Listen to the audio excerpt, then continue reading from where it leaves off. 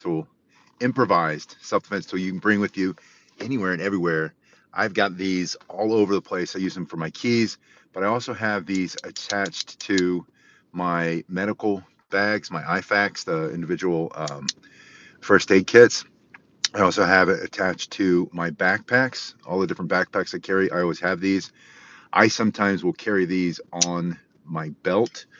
You can use paracord and wrap it around there so you always have some paracord with you to use it for a self-defense tool. I was going to show you that you can turn it into a pair of brass knuckles, basically. Um, I have to remember my pinky because I have big fat hands. This one is about 4 inches, and I put a link in the description below if you want to go and see about what the costs are for a pack of these. But you can buy these at Home Depot, um, any do-it-yourself store, Lowe's, Ace Hardware, and you can carry these with you anywhere. Hello, Matthew. It's good to see you. And this one is stainless steel. Stainless steel is going to be way more expensive than if you get like zinc plated. Zinc plated isn't going to be as heavy. Stainless steel is going to be really heavy and nearly indestructible. So my hand fits perfectly inside this one, and I have the opening side on the inside of my hand. Now this is where sometimes, like, because I've used these in the past when I teach self-defense classes with improvised tools, and sometimes we'll hit a bag, right? Mark says, thanks for the tip. Thanks for being here, Mark. And then you start to hit things with it, and you'll feel it smash against your skin a little bit. So it's not, and the tougher your hands are, the less pain you're going to have, but you're going to feel something, is my point. I also will take this 550 cord, this paracord, and wrap it around the inside so that I have a little bit more cushion on the side that's touching my skin. Lita, good to see you. Red Dog, good to see you. Yeah, Red Dog says he keeps them on his New York pack. So you can carry these things anywhere and everywhere. You pull it off. You can have it in your pocket. It's not a knife. It's not a gun. It's not an obvious self-defense tool. It is a utility piece. It's a something you'd use to pull things together. Like I said, I carry them. They're on the top of my backpack, so I can always reach them. You put your hand through here, squeeze it very tightly, and then because of the weight and the material, you can take someone's teeth right out of their nose or mouth. You can break their nose. You can knock somebody out with this because it's heavy, so it becomes a loaded fist or fist load, and you're hitting with this hard piece of steel. You also have this side, so you can strike it this way. You can back fist somebody, smash him in the face, hit the guy behind you, smash him in the groin as he's coming up behind you. You have it on this side, so you can push into his solar plexus, into his throat, into his face, like a jabbing motion. You can swing your whole arm, bringing your arm, striking the side of his head. All of that force generated through twisting your shoulders and hips, your spine, and that arm becomes a long lever. And you now have this piece of metal at the end of that. So you have three striking surfaces. You have obviously straightforward, take his teeth out of his face for self-defense, coming down on top, a hammer fist coming straight down into the bridge of his nose, into his teeth, into his throat for self-defense. Maybe he's holding on to somebody, won't let him go, and you smash into that nerve center right there in the top of his arm, making him let go. This will break bone. This will collapse cartilage. This will knock teeth, break teeth, chip teeth. There's that back fisting motion we talked about. And then, swinging that whole arm, hitting with this. And so you have three striking surfaces. It's about $5. You can pick these up sometimes if you go to like Harbor Freight or some of these other hardware stores. You can get these for even less expensive than $5.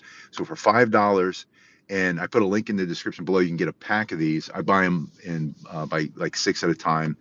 And I have a bunch of self-defense seminars coming up, and this will be one of the things that I give away. I'll give away these. I'll give away the nuts, the big bolts on a not the bolt, the nut that goes on the big bolt. Well, I got it right here. I'll show people how to make their own monkey fist, improvised monkey fist that they can swing and smash. a kind of a flail, and then the palm stick. I give the palm stick away that I make, where they can, they have a loaded fist, and they can, the Yawara, defend with that. It's in here somewhere. But those three things I give to people as, something they might not be able to carry. I have mine on me right now because I'm still working. I'm just taking a break. I carry on my hip at work, and then as soon as I get done, I switch to concealed carry. I have a different concealed carry self-defense tool. I always have a blade on me wherever I go, except for places where I can't go, that I can't take the knife, I can't take the gun into a courthouse, I can't take it into a public school if I'm not working there. I can't take it into a movie, not a movie theater. Well, movie theaters, they say you're not allowed to, but I've never been patted down at a movie theater. Put in the description below if you've ever been patted down in a movie theater, or had to go through. Some movie theaters did for a while after some shootings in movie theaters. They went to metal detectors, so that's a possibility. But a sports game, a concert, we've got some concerts coming up that we're going to take the kids to. Christian concert, a big one coming up. It's at a sports arena. We will go through security downstairs. We'll go upstairs and we'll go through security again to get back to where we're headed. And I can't carry any self-defense tool, but if I have this in my pocket, or I'll have a backpack on, and then in the backpack I'll have in some of the kids' snacks. We'll have some headphones because it's going to be a loud concert. So kids can listen to it and enjoy it without hurting their ears. We never had that when we were kids, right? That's why I can't hear. That's why I'm deaf. But so I'll be carrying the backpack, and then we'll have extra water in it because we always have water. My first aid kit will be in there, but there won't be any blade in the first aid kit other than a pair of scissors.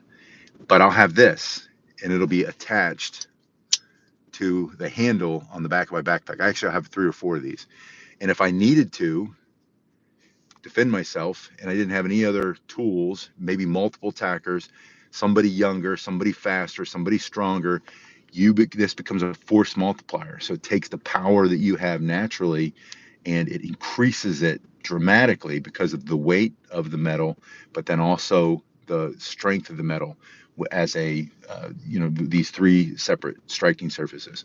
So think about this. If you're looking for an improvised everyday carry self-defense tool that doesn't look like a self-defense tool, it's hidden in plain sight, that you can carry with you if you have to go on the subway. I saw another Tim Miller was doing a breakdown of a guy who got shoved onto the subway tracks. Make sure you're not on your phone. I mean, that's the biggest takeaway from that video. One, there's a lot of mental ill people who we're not being protected from. You need to protect yourself. And 2, and criminals and just evil people out there. So there's a lot of that. So you need to learn how to defend yourself. But the second thing is get off your phone. When you're in a public place, especially if it's the subway in New York City, where there's story after story after story, people been lit on fire, slashings, stabbings. There's another 17-year-old girl slashed recently, and then there was a man just shoved onto the tracks while he was waiting for his train. Right before the train got there, he's still in critical condition. And it wouldn't have happened if he wasn't staring at his phone and standing right next to the tracks. I'm not laughing at him. I'm just laughing at this absurdity that in 2025, we're still staring at our phone in public places thinking nothing's ever going to happen when it's happening all around us. So if you're concerned about your own safety, your freedom, your dignity, and the freedom and dignity of your wife, your husband, your children, your grandchildren, you want to be able to add a layer of protection and give yourself a kind of a step up, a hand up. Get yourself a carabiner, less than $5, and practice. Go to the gym where they have a hanging bag, and start lightly. And you're going to feel it, like I said, but you'll get used to it. Before you know it, you're going to be hitting full force, and you're going to see how much damage you're going to create for self-defense with a simple $5 Home Depot, Lowe's, Tractor Supply. I keep forgetting about it. There's a beautiful Tractor Supply close to the house. I forget about it all the time. I fight traffic to get over to the Home Depot, which is nasty and gross. It's not that it's just where it is. It's just a nasty, gross part of town.